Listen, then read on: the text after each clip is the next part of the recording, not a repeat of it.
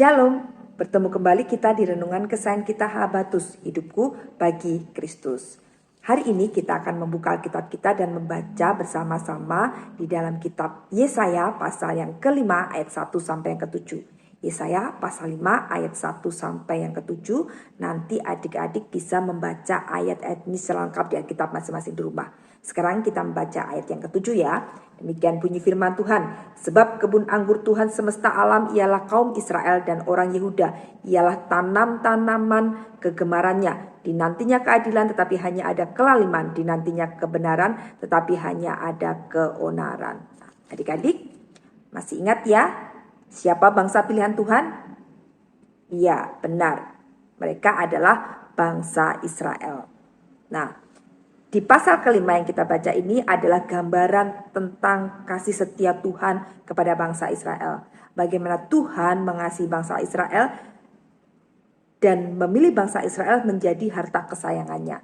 Ya, makanya tadi di ayat yang awal-awal kita baca, di situ diumpamakan bahwa Tuhan sebagai pengusaha kebun anggur dengan penuh kasih sayang menanami kebunnya dengan anggur yang terbaik supaya daripadanya dihasilkan anggur-anggur yang terbaik, tetapi pada kenyataannya yang dihasilkan adalah anggur asam, tidak sesuai dengan apa yang diharapkan oleh si empunya kebun itu ya. Nah, demikian pula dalam kehidupan bangsa Israel. Bangsa Israel adalah harta kesayangan Tuhan, bangsa yang dikasihi, bangsa yang dipilih. Tetapi dalam perjalanan kehidupan bangsa Israel, mereka seringkali mengecewakan Tuhan, seringkali tidak taat dan meninggalkan Tuhan.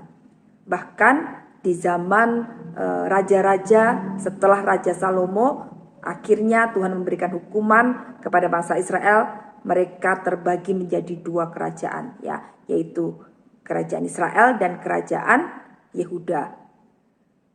Dan masih saja mereka melakukan kejahatan-kejahatan di mata Tuhan. Masih saja mereka tidak setia kepada Tuhan. Sehingga seperti pada ayat yang kita baca di ayat 7 tadi, apa yang diharapkan oleh Tuhan, keadilan, kebenaran tidak ada di tengah-tengah bangsa Israel.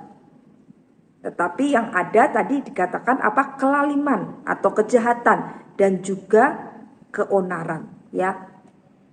Dan itu sangat mengecewakan hati Tuhan. Tapi meskipun seperti itu, Tuhan Allah adalah Tuhan yang tidak pernah menarik kembali perkataannya. Ketika dia sudah mengatakan bahwa dia mengasihi bangsa Israel dan memilih bangsa Israel, maka bangsa Israel tetap menjadi bangsa pilihannya. Bangsa ini tetap diberkati oleh Tuhan ketika mereka taat. Tetapi ketika mereka tidak taat, maka ada hukuman yang terjadi di dalam kehidupan mereka supaya mereka kembali kepada Tuhan. Nah, gambaran bangsa Israel ini adalah seperti gambaran kita adik-adik ya. Kita adalah anak-anak Tuhan yang seringkali berbuat dosa.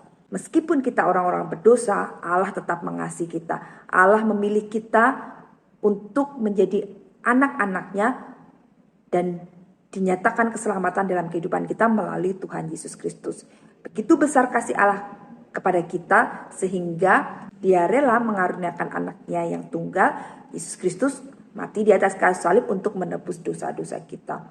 Allah terus mengasihi kita meskipun kita sering jatuh bangun di dalam kehidupan kita, tetapi Allah dengan kasih setianya terus mengasihi kita dan menolong kita untuk kembali bangkit, meninggalkan setiap dosa-dosa kita. Dan ketika kita menyadari bahwa kita sudah berdosa di hadapan Tuhan, mari kita bertobat, mengaku di hadapan Tuhan, mohon pengampunannya, maka Dia Allah kita yang penuh kasih setia akan mengampuni setiap dosa-dosa kita.